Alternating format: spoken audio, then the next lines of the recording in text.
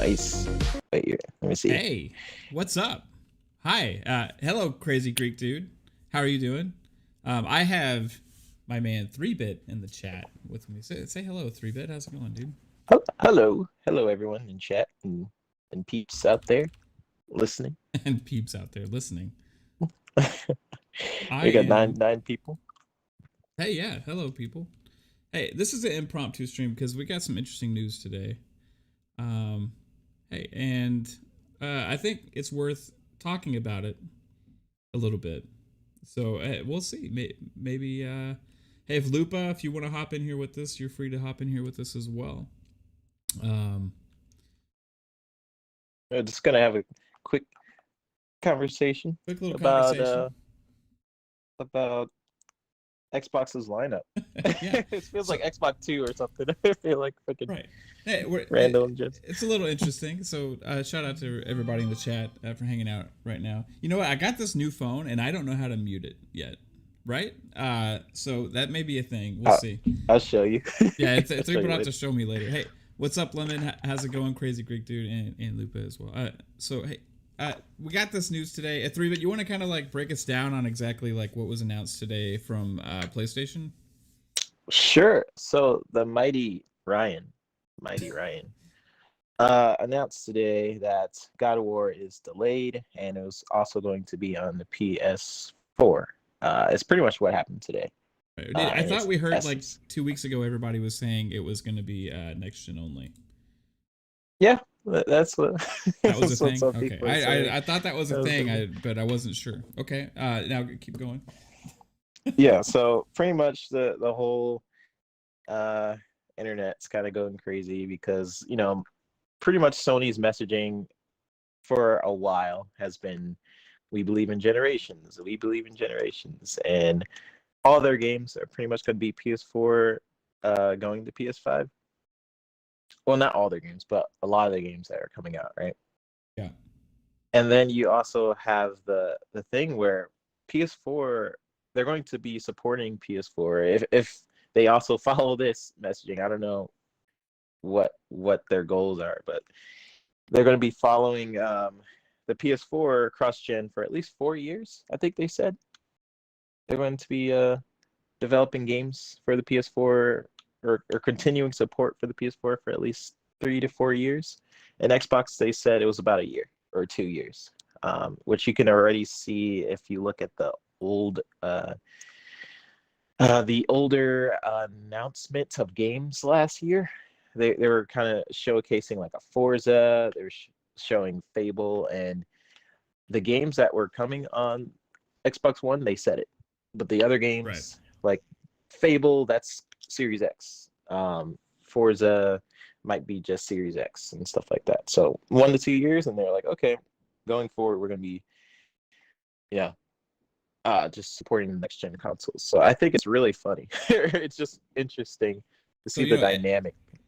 Xbox got a lot of crap for this from people before the launch of next gen consoles about that approach, right? And Yeah, not being truly a next gen machine because the games weren't going to be truly next gen, and then the PS5's marketing was all about, hey, we believe in generations and that next gen is you're going to get the only true next gen experience on PlayStation, blah blah blah, all yeah, this stuff, right? But it turns out like, hey, they actually both have the same philosophy, which is actually the right philosophy, and it makes a lot of sense because, as you were saying, games are scalable for the most part, right? yeah. So this is not bad news. It just makes sense, right? It's just interesting how pie is getting thrown in people's faces right now that we're It's like whenever you're the first to do something, and it's sort of innovative and just different, it's gonna get some backlash, which kind of yeah, sucks. It always sucks going first, which I think why for many E3s, Microsoft would go first and then Sony would go right after, right? Like it feels like yeah, on purpose for a lot of it. But with the whole DRM situation, like playing games only online, now that's like standard in our industry, right? right. For the most part, like you need to play some type of game online, or at least initially something needs to be online. um It's just how it is. But with Microsoft, basically, they set the message very early on. They're like, hey, our games are going to be cross-gen. It's going on PC also. But we're going to support it for 1 to 2 years. Meanwhile, Sony was being very quiet. And they do this thing where they're very quiet for a long time. They let people get the backlash, and then like a year or so later, they announce they're doing the same thing. it's just kind of crazy. It works for them because they're very good at marketing and and messaging. As you see, like people are probably going to shrug this off as another thing. It's like, oh, okay, well, Yeah, makes sense now. Makes sense. Hey, Lupa, welcome to the party, fellow speculator / Xbox Ultimate crew. Wanting to chime in here. Did you hear that news today, Lupa? Lupa, keep going. Lupa, keep going. Lupa. Okay. Okay, we'll continue on. Yeah. So next.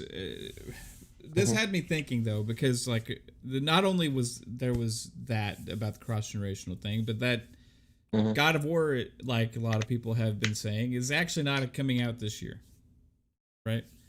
Yeah, we've been saying that. If you go back to our shows, we've been saying that God of War is going to get delayed for almost since we even brought it up. Yeah, and it almost seems like the only reason they ever said 2021 to begin with was just to try and make it seem like they had a stronger lineup to begin with. It actually was maybe like a barely even a chance that it was even possible, right? That's just the way it kind of seems. So now that we know God of War is not happening this holiday, which was going to be the big daddy, right? The one to rival Halo Infinite and such. There's also questions about for Horizon Forbidden West, if it's actually going to make 2021 or not, because they gave an update saying they're in line, but they're not sure 100% on that. Yeah, with Horizon is what you're talking about. Yeah, so it's just I found that interesting a little bit because the other trailer that we saw the other day kind of said like in development, and it's not final specs, but if it's supposed to be coming out this year, it kind of the language that was on there without having a date put on a gameplay showcase that they had, that was like a big thing for Horizon, right? That they just did. And without putting a date on the end of it, that would a date would have fit with that event that they had, right? If they were confident, if they were ultra confident in a 2021 release date, they would have said it, at the end. But they ended it and it said for the players and then the PlayStation logo and then that's it, right? Yeah. So I'll read the thing really quick, and then I want to hear what Lupa has to say. I could hear her mic now. And then sorry about that. Hey, no worries. Hey, Lupa, how are you doing? I'm doing good. So the thing says, so we have currently two very big, very narrative driven games in development, Horizon Forbidden West and the next God of War. And for both of those, they're frankly affected by access to performance capture and talent. For Horizon, we think we are on track to release this holiday season, but that isn't quite certain yet. And we're working as hard as we can to confirm that to you as soon as we can. So that's what it says. Right. Well, at least they're being honest and upfront about it, right? I do like that. Now, who wasn't honest and open about things before was Sony with a lot of their marketing, and that's just kind of what their MO is, and that's not necessarily like a bad thing. They're good at selling stuff to people, right? And their games still live up to the potential, but they're also use their marketing as a way to kind of like make other companies look bad, which is the only thing I kind of have a problem with, because it, like I saw in the chat, Lemon was like, hey, it's clickbait. It is like clickbait marketing, right? Like you're doing something trying to make somebody else appear inferior when in fact you were the same all along, right? Now, the interesting thing that I had that I wanted to do this stream because I focus more on Xbox because that's what I have right now is, hey, if you look at taking away God of War and now Horizon Forbidden West is possibly not going to happen as well this year. Like Sony doesn't really have like a top tier AAA thing to hit this fall holiday season if you take those two away. And then you go into everything that Xbox has with the heavily rumored Forza Horizon 5 that is poised to be out this fall holiday season set in Mexico is what all the rumors are saying is supposed to see it at E3. Plus, we know we have Halo Infinite. That is maybe that was going to be potentially the biggest game of the year anyway. Yep. And then you have all these other things, and I was going to go down a list, but before I do that, like, hey, Lupa, like, how does this affect people's mindset? Because this is like a shift where people are having to come to grips with reality a little bit. I think the PS guys are having a meltdown. I'm not.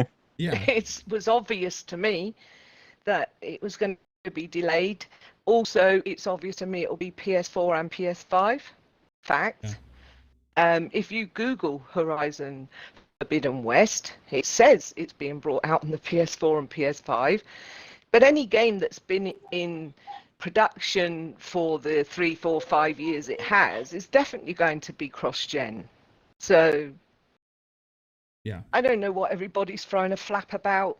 Let's put it this way: they don't like the fact that Xbox has got games that are coming out over E3 and this year, and all that PS has had is Returnal, and they'll fall back on Ratchet and Clank as a PS5 version only, and that'll be it. Yeah, that shuts them up, really, doesn't it? Shuts them up from saying that we've got no games. Well, neither's the PS. It all comes down to COVID. Get over yourselves. Yeah, it's true. Like this had to have been in the works all along with the cross-gen titles, but that's not what the marketing was, right? So that was interesting. No. Then the other thing, I don't like the lies. Yeah, that's it. For sure. And it's like they lying through their teeth. Their nose is getting longer and longer. I think they ought to call themselves Pinocchio, Sony. Next. Yeah. It's crazy because the games look great and we're all going to be happy with it. And at the end of the day, like 2022 is going to be amazing for Sony, right? With all of those games. Yeah, for sure. But like Sony's MO is not to have surprises that release the same year at E3, right? They usually announce stuff way far in advance, you know what I mean? And then build up to that. So my expectations are like we have a good feeling about a couple things as surprises from Xbox. I don't really think there's going to be a big surprise from Sony that's going to hit this year. You know what I mean? Yeah. I think if you start looking at the lineup, it's so crazy how like reality starts to set in, right? Because you think about what's actually coming out this year, and some games may get delayed. We'll see at E3. But the lineup of what Xbox is having this year with Halo Infinite, possibly Starfield, probably not, Crossfire X, all of these other great games that are coming out for the Xbox, and then you're looking at the games that are getting delayed for PlayStation. It's just like the whole Xbox has no games narrative is starting to just die for me at least. And died I'm sure some for time other people. ago. It died for me a long time ago, but like for the media, like I think the media just sees Xbox like they criticize it way more than Sony. It definitely feels that way. And I'm hoping that narrative dies, especially with Game Pass and all the games coming day one. It's something that Sony is still coming up with an answer for with PS Plus, and they're trying. I think their answer is timed exclusive, so that's a whole other argument. But yeah, I mean, Rona definitely hit a lot of these production companies pretty hard. But it's also kind of, to me, it's just kind of just making it seem like they have a stronger lineup for this season. And they obviously didn't. Like, as soon as they announced 2021 for God of War, I'm like, no. Like, it just didn't make sense to me seeing that date. And this is sort of confirmed that I still think that about Horizon, that it may get delayed as well, then that would be kind of really bad for PlayStation because you just have Ratchet at that point. You had the If it wasn't being delayed, then they would have given a date the other day with their trailer. Yeah, that just shows how not confident they are, right? Because if they were confident in it, they would have put a date with the trailer. That stood out to me, because that would be the time to have dropped it when you have that long gameplay trailer, long gameplay session, because that's just the MO that they do. Like they did that with Ratchet, right? Like that's what they did with Ratchet and Clank. Like when they have that big session and like, okay, everybody's excited, then you drop the trailer. Right, that you drop the date. That's like, what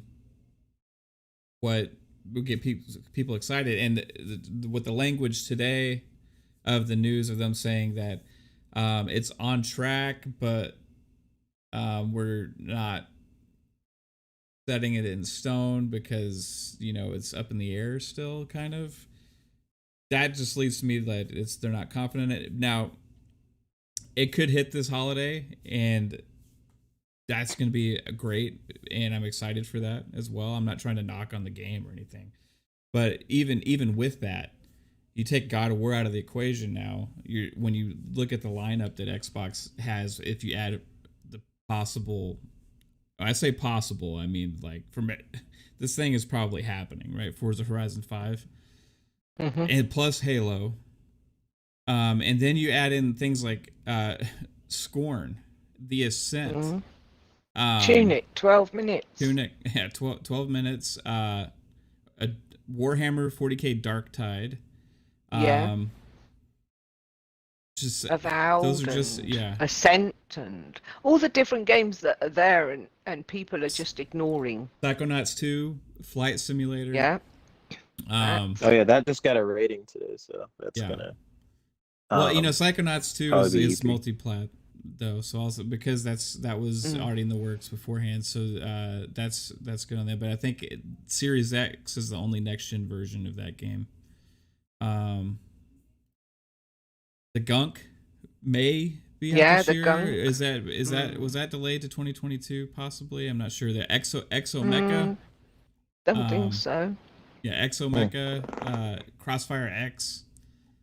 It's just if you add all these up, then you add on then you got Forza Horizon 5, and you got Halo Infinite, then you got next year even more is going to be hidden. You know what I mean? What was on December 7th? Because it's October the 7th for. It's gone from my head. Look it up. Yeah, there was one October the 7th that we just watched, and I can't remember what it was. And it had a date October the 7th, and then there was another one December the 7th. Oh, one but was if they weren't up Dying front, then they're lying. Dying Light 2 Greed. and Far Cry 6, I think. Yeah, that's it. Far Cry 6 and Dying Light 2. Yeah. And Dying Light 2 and Battlefield 6 coming straight into Game Pass as well. It's another bonus. Yeah, Battlefield 6 will possibly. They haven't announced it yet, but there's a lot of rumors about Battlefield 6. But also Dying Light 2, and I had it Dying from Light the horse's mouths. Is that a rumor right now about Dying Light? No, pretty much confirmed. Okay, I haven't heard that by somebody who knew who was. He's in the industry. Okay, yeah. I haven't heard that one yet. Here's one thing. We know that Xbox is going to make some huge Game Pass announcements at E3. E3 is right around the corner. We got their conferences in 11 days. We also know that Battlefield 6 is having something on the 9th. And on the 9th, we may get some news about Battlefield 6 coming to Game Pass. We'll see exactly what happens with that. I don't know. But that would be really interesting. There's a lot of rumors about it. There's the rumor that I'll still call it a rumor, Lupa, just because they haven't announced anything. No, that's fine. You know what I mean?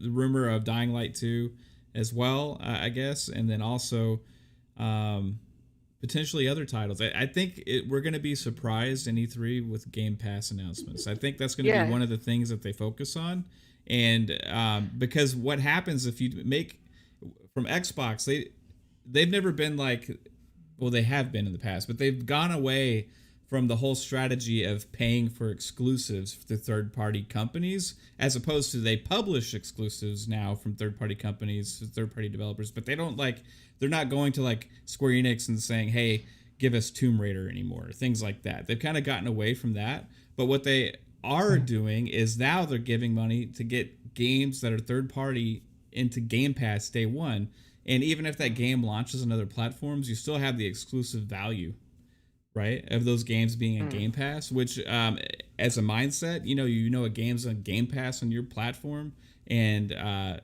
other people have to pay $60-$70 for that same game. It feels to Xbox fans is like, hey, that's for us. It's almost like an exclusive in a way. That's kind of clever marketing they're having there too. And I think we're going to get some of that with some of these EA, potentially Ubisoft games as well. Who knows exactly? Maybe another one from Square, because it's worked well for them already. And it really makes sense, like the difference in like the philosophies of like Xbox and Sony right now too is Sony's getting a lot of these third-party deals, right? Like they just announced like the Virtua Fighter, lots of different Final Fantasy games. So if they don't have as strong of a lineup, or even Deathloop, right, or Ghostwire Tokyo, these are all like the third-party deals. If they don't have as strong of a lineup, this is like kind of their backup. Just make these publishers make their games exclusive to their platform, right? I think that's what Sony is planning on. If Horizon does not come out this year, you best believe they're gonna talk to these different companies and try and make the games exclusive, because that's their backup. I think, I think to me that makes sense. When you look at how many studios we have that have been working on stuff but has not been highlighted, you'll see that there's an awful lot of games coming that nobody knows about. Yeah. And y'all remember Jason Ronald himself said the game that he's most excited about this year has not been announced yet. Exactly. I mean, it's interesting because we know how many studios they have, and we know what studios are kicking out what. So the other studios, what are they doing then? Just sitting there twiddling their fingers? I don't think so. It's like, no. That's one and thing. There's going to be some surprises coming, and it's going to be insane. And I just think it's not about this company and that company. It's about gaming as a whole, and I want them all to do well. So it's a sad day in paradise when Sony pull stunts like this, because they're not being honest with their gamers. They're not being honest with anybody, and it's like they're so dissected away from actual gamers. They don't know what's going on, and so the gamers don't know what's going on, and it just sounds like a complete mess. And they've messed up all round with their console, with the games they have coming out on it, and it's just not good for gaming.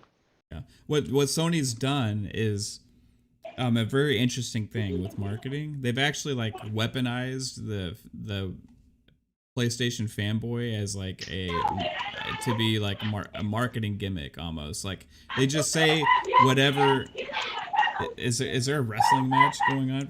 I don't know. Something's happening. It's not my house. I can assure you, it's silent. Celebrating. That's great, man. Yeah, my sister, she got a house, so she's like, ah! Oh, that's awesome, dude. Are they celebrating? Yeah. Nice. That's cool. Hey, congrats. Tell her congratulations. Yeah. Tell her congrats from us. Congrats. Hey, well done. Good luck on your new house. I heard a bunch of like what the heck? What's going on? That's awesome, man. I didn't know you guys are. Yeah, that's what's going on. That's amazing, dude. Congratulations to her. Yeah, so it's like they've weaponized the fanboy like on Twitter and social media, using like whatever they think that is going to like fuel their fire, and spread out like either false information or like marketing gimmicks to use that. And I think they learned this like with the whole 2013 thing with Xbox, when like Xbox screwed up. It was like, okay, they pounced. You know what I mean? They pounced on it, Mm. they ran with it, and it worked so well. It worked so well for them.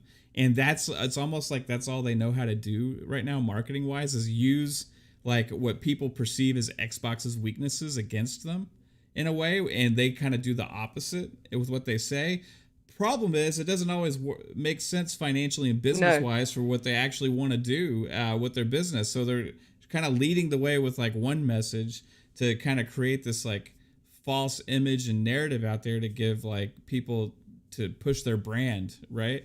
But then they're still operating like a normal company would, trying to make actual normal business decisions, which Xbox is doing and has been doing and leading in the forefront. And now it's like, are people catching on to this finally? Are people that have been like, they're like console war warriors, like finally starting to realize that the stuff that they've been out there like trojaning is like false?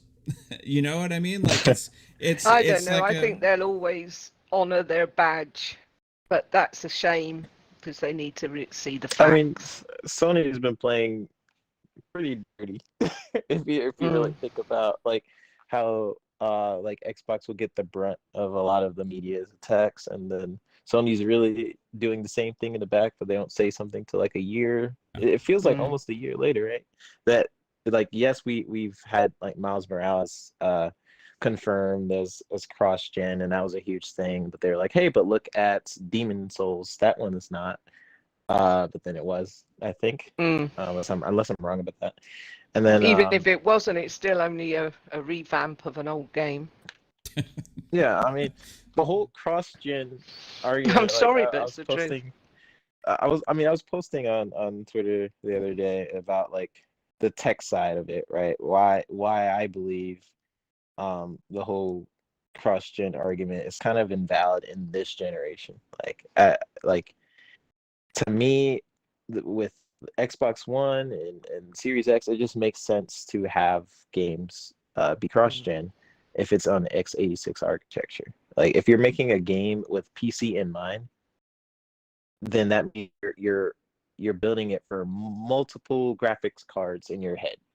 Because the most popular graphics card is the 1060, and that's kind of a weak card, especially compared to like these newer cars that are like the 3080 and 3090 that are coming out, right?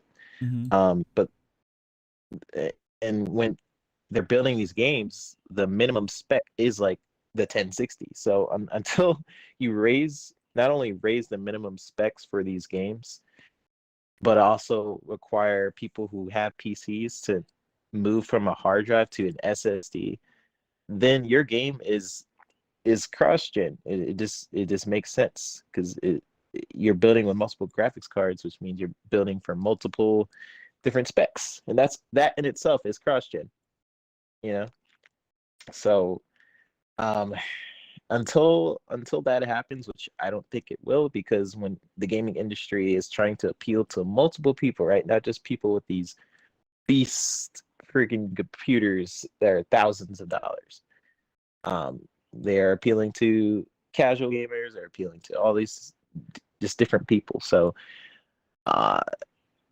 cross-gen just makes sense for a while. Now, with that being said, Xbox is supporting cross-gen for only 1 to 2 years. So, and to me, that's a good thing, you know. But after that, they're going full on just next gen. So even if that whole argument where you're like, oh, I don't like where cross-gen is going and yada yada yada, PlayStation 5's lifespan is supposed to be, I think they said 5 something years, and they're planning on supporting the PS4 for 4 years. So what, you're gonna have 1 year of just PS? Like that's I'm just thinking about it like that.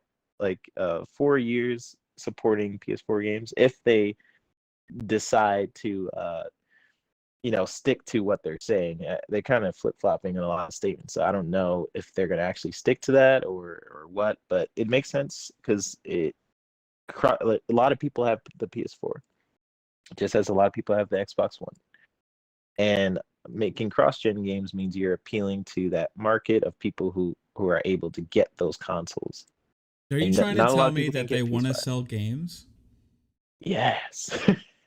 Wow, that's such a weird thing, why would they want to do that? I don't know. Money. It's a shock, really. People don't interesting. understand that their business is all about the dollar at the end of the day. Right. So Yeah. they'll say anything to make you part with your money. Just be an aware consumer and understand that if you want the best deal in gaming, come to Xbox. It's quite simple. So, it's just really interesting, because this for me, I'm I prefer Xbox, that's my main platform, but I have always owned both consoles. This is the first time in my life that since PlayStation's existed that I've not, when I've had an Xbox, that I've not also had a PlayStation, and it's not by choice. I am looking currently to buy a PlayStation. It just keeps striking out online right now, but Yep. this is what you're hearing from Xbox fans mostly right now, and from people that are content creators, and from people on Twitter and stuff. Well, not for the there's some bad out there, okay, but for the most part, what you're seeing is, I'm not trying to badmouth PlayStation right now, right? This is telling people that, hey, it's okay. It's okay that these games are going to be cross-gen. Don't freak out about it. It's just pie in the face of people that have been saying that games are not scalable, right? Those people that have been fighting that marketing war that they've been fed garbage for so long are now getting betrayed, as they feel, by their brand that fed them that, right? So that's where it's kind of coming from for them, and why a lot of them are angry. It's like, hey, you've been lying to me, and I've been spewing all this stuff, and now I look like an idiot, And guess what? You already did look like an idiot. It's just saying the truth. It's okay that people have been telling people this for a long time. Cross-gen is not the end of the world. Eventually, as technology catches up, as there's more consoles out there and everything, these games are only going to be made for next-gen platforms, right? But it's not there yet, and there's no reason for it to be there yet, because of what you're talking about with the x86 architecture, all of that stuff. It just makes sense. We're gonna I didn't see one person after Horizon Forbidden West was shown say, "Oh man, that looks like it was held back." The only thing I didn't like was it was at 30 FPS. Well, that's but that's the PS5. That was on PS5. So it's I agree. I agree. I saw the calling out stuff. That is great. Okay. Yeah, I actually, with the ironic thing was that same day I had to put out a tweet that says, I wish I had a auto uninstall feature on my Xbox Series X to automatically get rid of anything that's 30 FPS. Yeah. It's just because once you start playing most games at 60, it's like you pick up a game and it's 30. It's like, oh my gosh, what is this? The Dark Ages? Get this out of my and is you crazy. feel sick. I get motion sickness now. It's Yeah. I used to play all these games at 30 and think nothing of it and be fine, apart from a couple. I had a really bad reaction to Batman Arkham Knight in the car. Oh, really? I really started feeling sick, and I didn't understand what it was, and then play a game now at 60, go back to a 30. That's what it was. So bad. And to crazy yeah, group, I mean, it's also the fact that they didn't get their tools till 6 months before launch, Xbox devs. So that again, once they've learned all those tools, plus when we got the Engine 5, and plus when we've got them all understanding, then you can expect next gen to start kicking in end of 2022, 23 probably. And so that's not a bad thing. But why are you saying ditch everything else? Why does it have to be next gen only? Way back on the 360 and the One X, and even before that, probably it was next gen. Like you'd have the console and it would be a year down the line, or probably before they were saying that. Yeah, And that's now true. they're It was saying it never even really a almost question. immediately. It's ridiculous. No, Yeah. it's ridiculous that they're saying, "Oh, we've got to have next gen now, or it's Yeah. not good enough." But Well, it's just entitled gamers being assholes. It's in not my even opinion. just the gamers though, Lupa. It's a lot of these like gaming websites and Oh journalists yeah, that are coming media. out with articles like, "You don't need an Xbox Series X right now. Yeah, You don't need a PS5, right? And here's why: because everything's playable on a PS4." And but all those articles lose the fact of all the benefits of the Series X and the PS5 that they have over the PS4 and the Xbox One. There's a million It's going to be reasons. it's a power box, and it won't show its true potential for another couple of years. It's already shown its, like, for me, it's like night and day over the last gen. Oh already, yeah, but I mean it's its true potential. Yeah, I understand what you're saying. The ceiling, right, for gaming this generation, after what 3-Bit's been telling me about Unreal Engine 5 and some of these other features that we keep learning about. Oh man, beautiful. Mate, Unreal Engine 5 is out of this world. It's incredible. Mate. What they've done with it, like the Lumen engine, like the lighting, and having all of those freaking polygons, and my system's not lagging at all. Then Luminite thingies. Wow. And... Yeah, I might stream it at some point. I think it's impressive technology. But I really want to answer what Crazy Greek said, because a lot of people are going to bring that up. So Crazy Greek says, apparently Ratchet and Clank is the only game designed to utilize the hardware because of game design. This is where I'm like, yes, next gen, there's certain games that if it's a game design feature, right? So Ratchet relies on the SSD for like the faster response times. Or then you have a game like The Medium, where you're trying to render 2 worlds simultaneously. Those games, what my point is, like, they can still go on the older consoles. It'll just run terribly. It would run absolutely terrible. Like on the Medium, it would be like 30p or something like that. The whole point of the x86 architecture is it can scale to different things. It won't always be a good scale, but the point is it can scale with CPU and a GPU and then the SSD. Like, it's still, in my opinion, it's still possible. With Ratchet and Clank, that really does rely on the SSD, and if it's like a game design feature, then yes, next gen only consoles make sense, because it just would run absolutely bad. Like I could picture, like on Ratchet and Clank on the PS4, it would run, but he goes through the world and then you get a little bit of a hiccup, right, when he goes through that portal. But the point is, it's still possible, or they use it as a loading screen. Yeah, or they use it as a loading screen or something like that, right?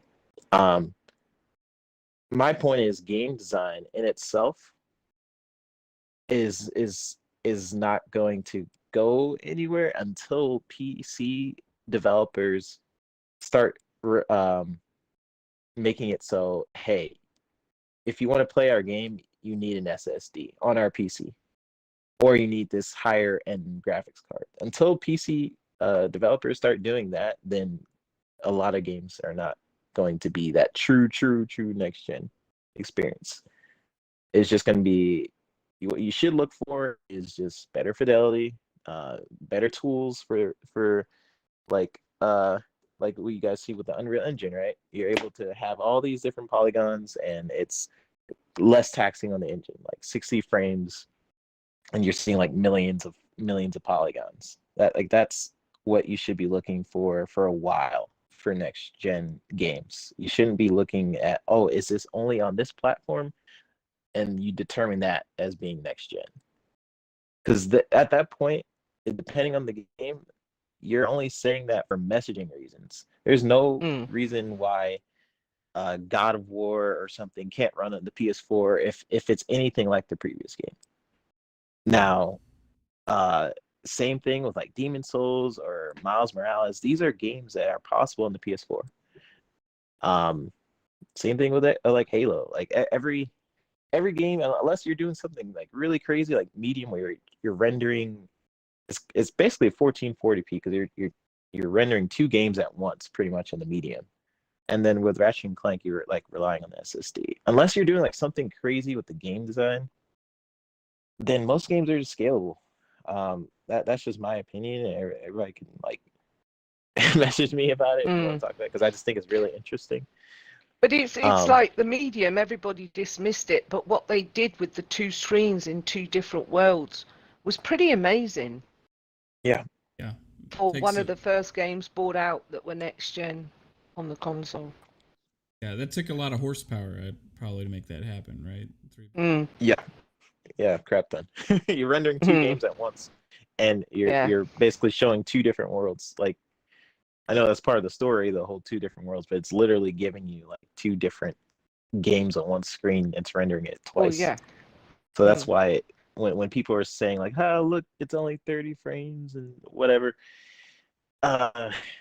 it's kind of crazy to me. Something had to go. Still very impressive when they made that. But later on down the line, if they redid it, say in a couple of years' time, they would know how to utilize the power better. Yeah, I'm sure with the newer tools like machine learning, all the things that are in RDNA 2, if they could push that, I'm sure they could push medium to 60 in a year or exactly. two. Yeah. I'm sure that's possible. Yeah. And that's another one we got this year. So, yeah, I mean, if you just look at everything Xbox has coming up, and you look at all the indie games, shout out to Indie Gamer in the chat. The AA, the AAA, and with the big lead up to Halo Infinite, that is now, without question, the biggest first party game launch of the year. That's probably looking pretty good for Xbox this holiday as far as where the conversations are going to be headed. You know what I mean? So 2022 is going to be amazing for PlayStation and Xbox as well. So this is not, again, meant to like knock on Sony. It's just meant to say, hey, you know what I mean? Like, you guys like to talk a lot, but you know, when it comes to actually delivering the goods and being able to stand by what they say, it's not happening a lot right now on that side. No, for sure. So, it's been happening with Xbox, and I'm happy that right now that everything we have coming, because this holiday is going to be insane. I can't wait to see Forza Horizon 5 in Mexico and see what that looks like. And I know that we have 2 AAA games launching this holiday season, and maybe more. We don't know. I've still got like a 1% hope of Starfield. You know what I mean? I'm not Me too. I'm not holding my breath. You know what I mean? But it's possible. This E3 is going to be amazing with game announcements, I think. And the reason why I think it could be this year is because of Todd Howard and his shenanigans. Yeah, I just think he would do something like that and be like, "Oh yeah, and it's out in a couple months or out now." Like, that's such a Todd Howard thing. Yeah, I can see him saying like, "Here's the release date. I don't know when. Maybe even a week after, or even that day. Just gonna hot drop." Yeah. But and I don't know. We'll see. It's just him, it isn't might it? be next year. Yeah, it might. But like, this is what he does, though. This is his way of doing things. He'll not speak about a game, not show you much about it, and then he'll hot drop it for the surprise element. Could you guys imagine that scenario where like where Schreier and Tom Warren and some other people came out, were like, "Oh, it's 2022." They're gonna come out and say 2022, which is more than likely because that's what they are knowledgeable people that have connections. But Just imagine that was false information fed to them because they don't like them, right?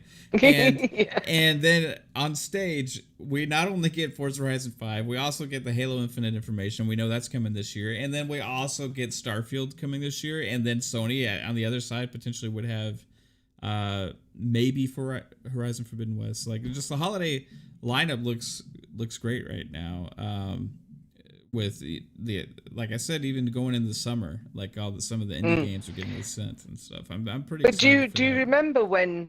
Do you remember when it was always supposed to be the lean time for games in the summer? Yeah. Late spring and the summer, and now summer's packed solid with really good games.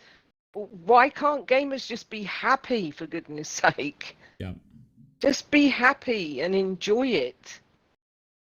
Yeah, It's a great time to be a gamer. The future is bright.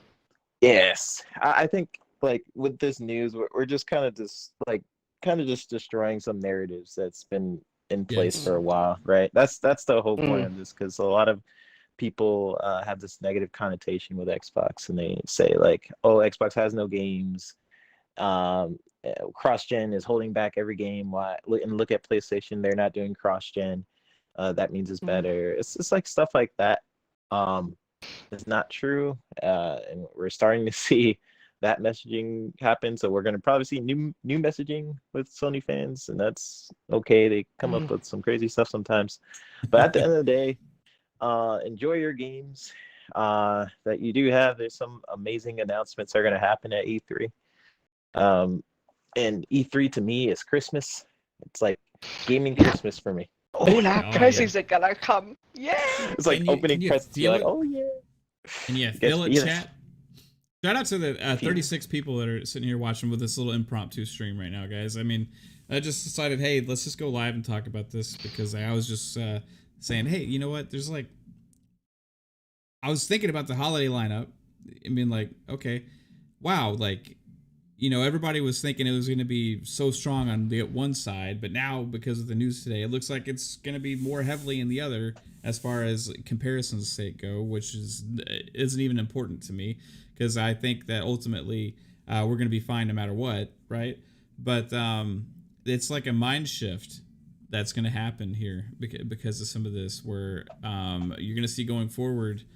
You know what? Like, if you're thinking about the lineup of this holiday, then you think Xbox is maybe got stronger, right? And that's kind of just different than it was yesterday, right? Like for a lot of people, and not for me, because of Halo. Halo can't be topped for me, right? Like Halo's like a once every 5 years thing, you know what I mean? So when I get a new Halo, it's like that just tops everything. You know, there's like nothing else that can compete with my excitement. But for a lot of people, you know, that aren't excited about Halo, you know, God of War was like that game that's like the biggest game out there, right? It was like the crowning jewel of the last generation, that God of War game, right?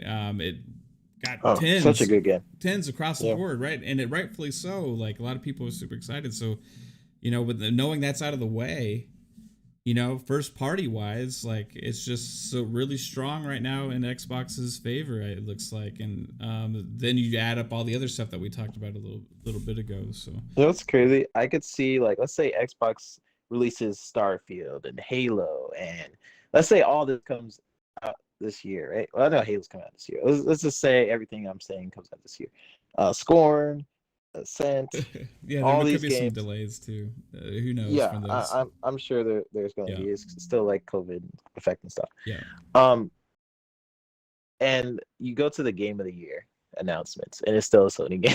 It's just like, to me, that's crazy. Like, I guess Returnal is going to be is a great game. Then you have Ratchet and Clank this year, and Demon Souls came out this year, right? And then Miles. Yes. Oh, no doubt. So, they were definitely had more in the first half of the consoles for the first year. Yeah. In the console's first year, Xbox really had not much first party stuff at all. You know what I mean? So, you know, the Medium was even a third party game, exclusive on Xbox currently, but it was a third party game. It just hit Game Pass day one, and a lot of the games that have felt like they're exclusives or they felt like they're Xboxes just because of Game Pass deals and things like that. Which we're going to continue to get more of that, which is I think smart, right? Like, hey, it makes a game feel exclusive. Like to me, the whole MLB The Show thing was just kind of embarrassing. It's crazy. Really? Like you're gonna have a game be like, what was it, 70 or 60 on the PS5, and then for Game Pass, it's like nothing. Like a Sony game, like that's been exclusive for that long. That just shows you how many developers are starting to come around with the idea of Game Pass, and to me, that's great because that means better deals for us. And who cares? Honestly, who cares if something is profitable? The whole argument I see with a lot of people is like, oh, well, how can Game Pass be profitable? How does that affect me? It doesn't. I'm concerned, Microsoft. How are you going to make money off of your money back? They're $1 trillion company. I don't care how they make. I'm worried about you, Microsoft. How dare you? How are you planning?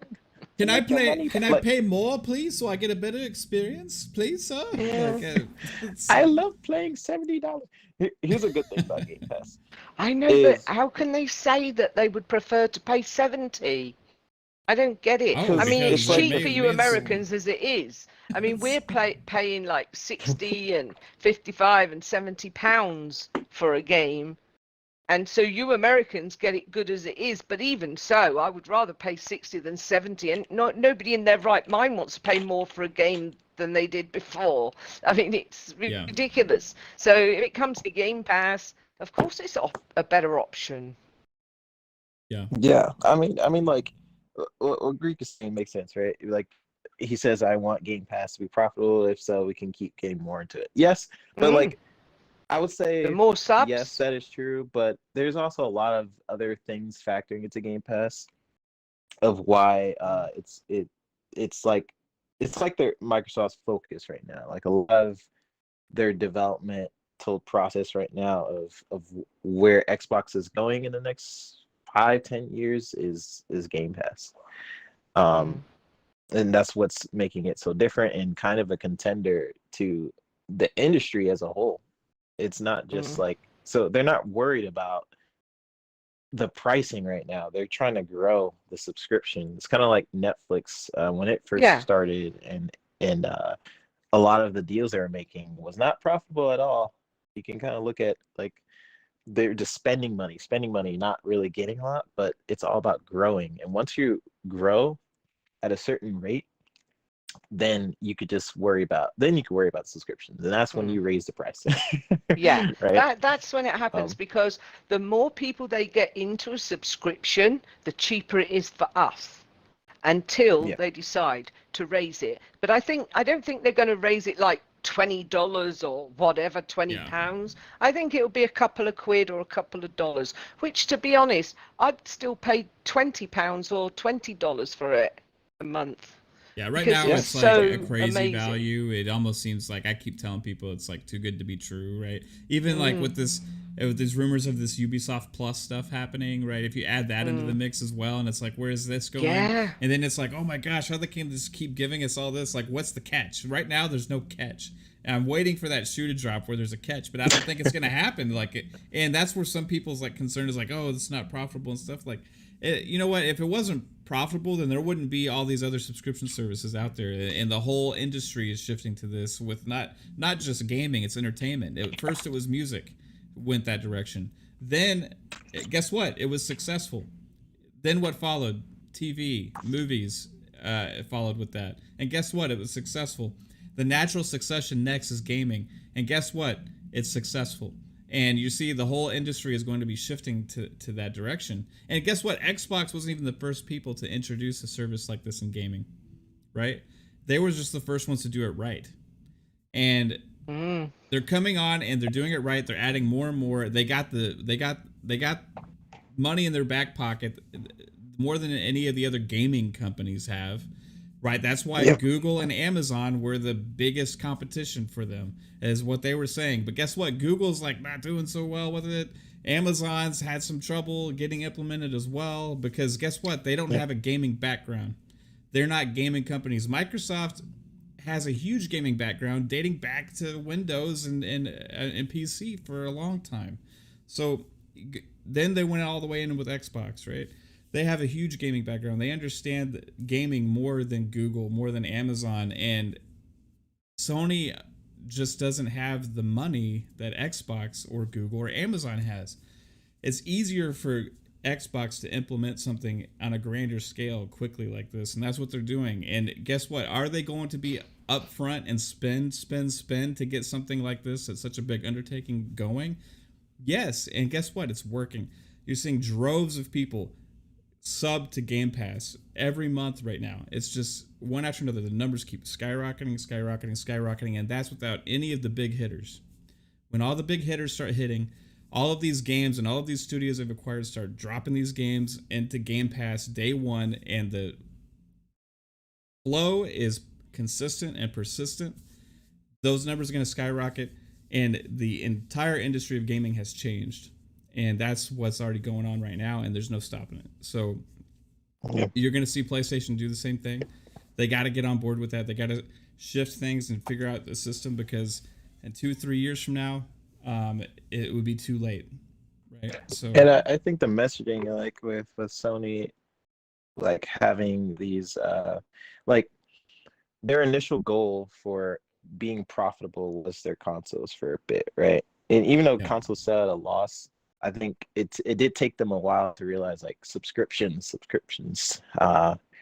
will actually make your money back. For a while it did seem like they were focused on console sales being like a priority. Meanwhile, Microsoft was like, subscriptions are the future, and I think Sony's starting to see that too, because they're competing where they can. Or I see people where they are saying like, oh, Sony is going to buy these crazy $1 trillion studios. I don't think that's how they're going to compete. I think the best way they can compete against $1 trillion company is doing what they're doing right now, is these third-party deals, focusing on what they're strong at, which is like these third-person action adventure games, which a lot of people seem to love, and it usually gets game of the year, right? A lot of these games. Yep. And that's where they could do it, these third-party deals. That's the best way for Sony, I think, to compete. Not to say they don't have a lot of money. They do have a lot of money. It's a different ball game. There's a reason why Phil was saying like, hey, our true competitors are Google, Amazon, those people with money, pretty much. And I'm actually looking at Tencent too. Tencent is actually pretty scary when you realize how many studios they have and how many people they're partnering with. Like, they're actually partnering with people like Nintendo. That's someone people should look out for as well. Tencent's a little scary. Yeah. They got money. They're scary because we know nothing about them. There's some sort of conglomerate that is invisible to the human eye. Yeah, that that's what it makes them seems like. scary. I like picture their tower. It's like this huge black building. Yeah, just something like a baddie out of Batman or something. It's just got a big 10 on the top of it. Yeah. 10, not even 10 cent, just 10. 10. You figure out the rest. Just 10. Work it out for yourself. We're just going to take a few little seeds from Remedy, and it's not a lot. Don't panic. Yeah, they do things so slowly, like no one realizes it. They're like, oh, we'll just buy this company. Just don't worry about it. A few little bits from here and a few little bits from there, but don't worry, we'll only be taking them over in a couple of years completely. Exactly. Oh gosh, man. and it's gonna be an interesting generation for Lupa. Thanks everybody in chat. You guys are on fire with your different. They certainly are. I do think Game Pass, is Hellboy saying something about the price. I do think Game Pass is going to increase in price. It makes sense. The value is already worth way more than what we're paying. I think have 2 years of Game Pass right now, so I don't have to pay for games for like 2 years. Whatever comes on Game Pass, I'm set for a Yeah. while. Yeah. So You know, you can choose to buy a game. Like I just bought Mutant because it looks such a unique, different game to me that I had to have it. But like the majority of stuff, like I was playing Maneater this morning. Oh my goodness, what a stupid! I was thinking it's going to be some stupid game, you know, really quick, 20 minutes, half an hour, maybe an hour, and it ends up it's a huge map, and it's very satisfying to eat people. It's satisfying. I'm worried about Yeah. you, Lupa. It was just like I was thinking, and you had to sort of kill these couple of alligators that are in this swamp that you can't. I had to go at it like 6 times and took a fingernail health off of it, and I'm thinking, how are we supposed to kill these? I'm a puppy. I'm a baby no, a baby shark, baby shark, baby shark. Do do do do do. That's what I am, and I'm thinking, I don't know how to kill these alligators, and I'm swimming around. And then you get up to teen and adult, and I assume you have to go back and kill them when you're bigger, I guess. So, but I was not expecting it to be that deep of a game. I honestly wasn't. I just thought I'd jump on it for a couple of hours before I get off, and oh my gosh. But like, if there's a game on Game Pass that you want to try and it's there, why not? It's just so cool just to jump into a game, just to try it out. If you don't like it, you just put it back. No worries. But It's like a library. You just Lupa, take out the odd couple. they have this thing, right, with where the stigma about Game Pass, where they feel like they're renting games, right? But then I say to those people too, like, first off, do you think about Netflix when you do that? Also, Yeah. do you realize that you can still buy the game, and not only just buy the game, but if you have Game Pass, you could buy it for a crazy discounted rate for whatever game is in Game Pass. So like that destroys this both is of it. your I've arguments. bought games, yeah. Like I know a lot of people that buy games that are in Game Pass as well. And so if you have the money, yes, why not? But if you don't have the money, enjoy Game Pass for what it is. Yeah. Yep. Because it works for both things. Like if you want to try out a game, then cool. You don't have to, pay that $60-$70 just to try it, and then you end up not liking it, right? I think that's the benefit of Game Pass. You figure out what you like, what you don't like, and there's not a lot of risk on your end. And if you do love purchasing games, you could buy that game in Game Pass and for a discounted rate. So 20% or whatever, yeah. Yeah, so that to me that destroys some conversations out there where like, I buy my games, you're cheap, you're poor buying. Yeah. I know. It's so sad though, isn't it? So something else I wanted to mention, but while because we're talking about Game Pass, right?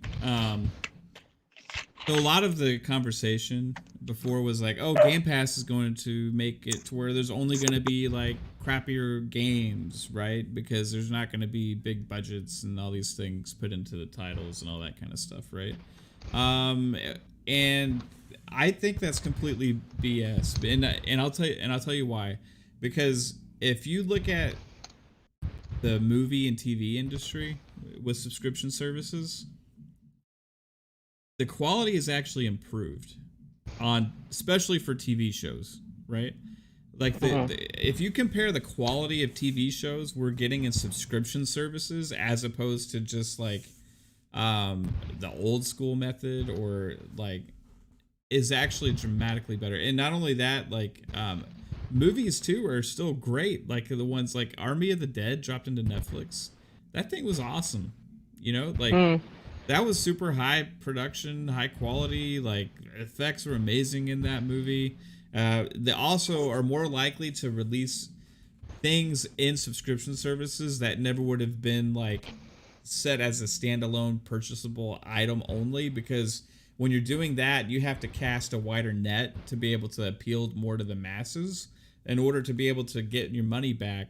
Whereas when you're releasing something on a subscription service, you're trying to attract a specific audience to come and subscribe to your service. So you can have a bunch of different types of variety of things that are going to attract different audiences and give those people a reason to subscribe to you, right?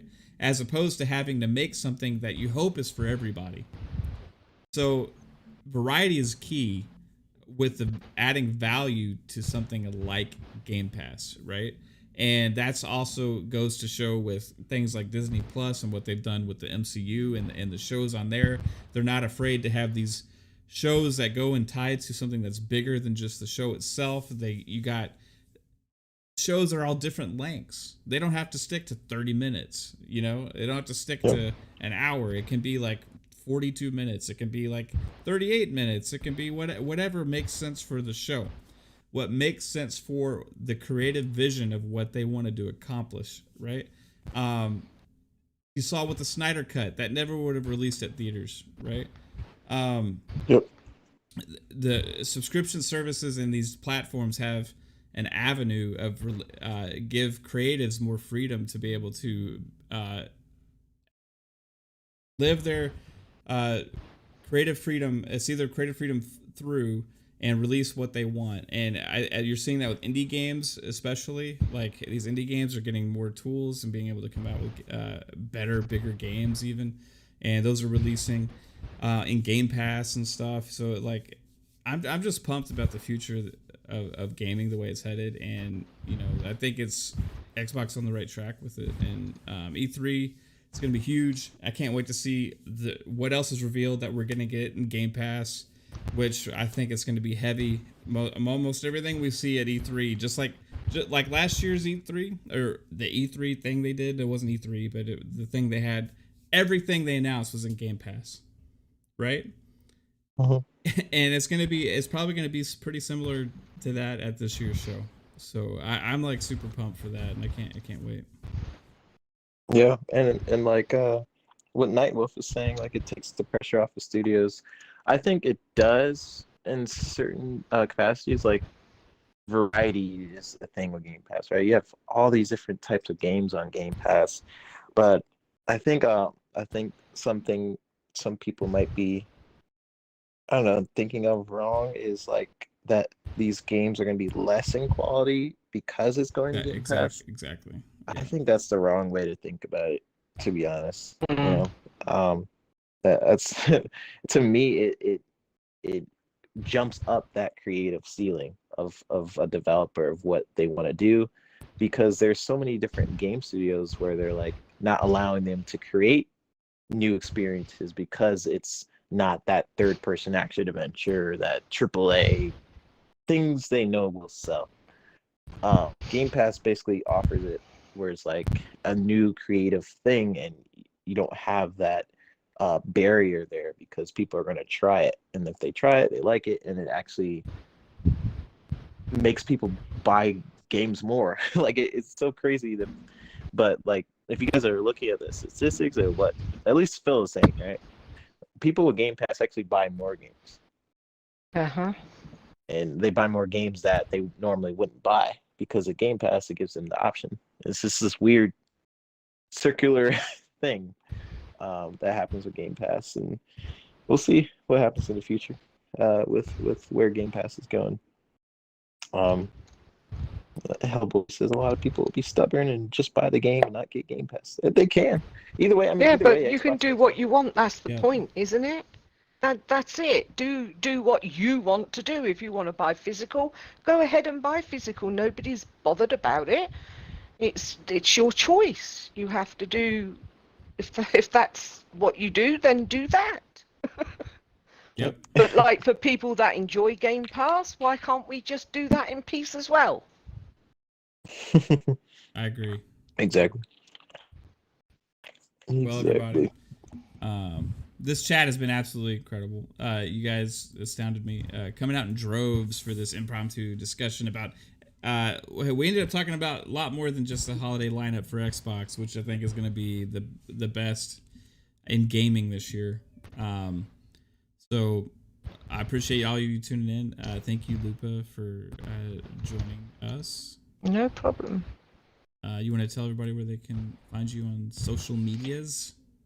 Well, Twitter, Assassin Lupa, Xbox Live, Assassin Lupa, and Xbox Ultimate Friday nights at 9 p.m. Eastern 2 p.m. UK time. Awesome. And 3-bit, you as well, dude. Thanks for all the talks. For sure. Yeah.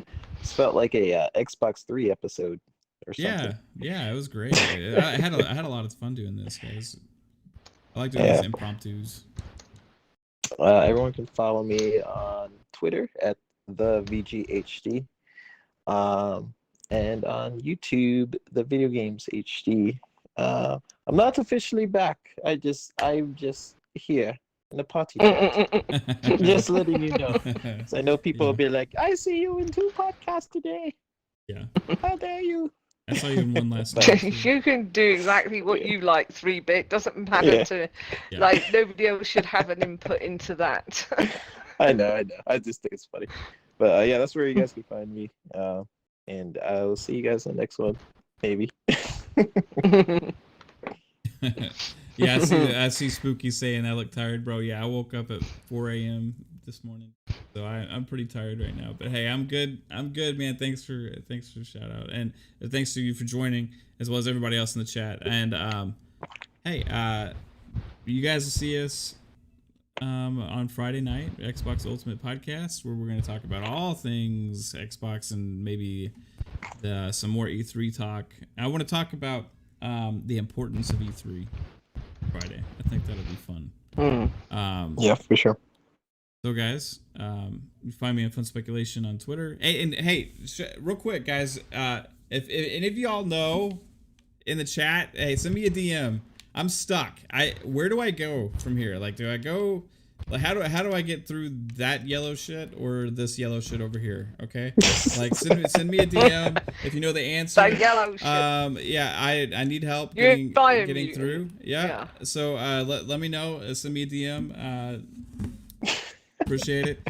Go and hit up the tribes. Yeah. And hey, you guys again, you rock. So.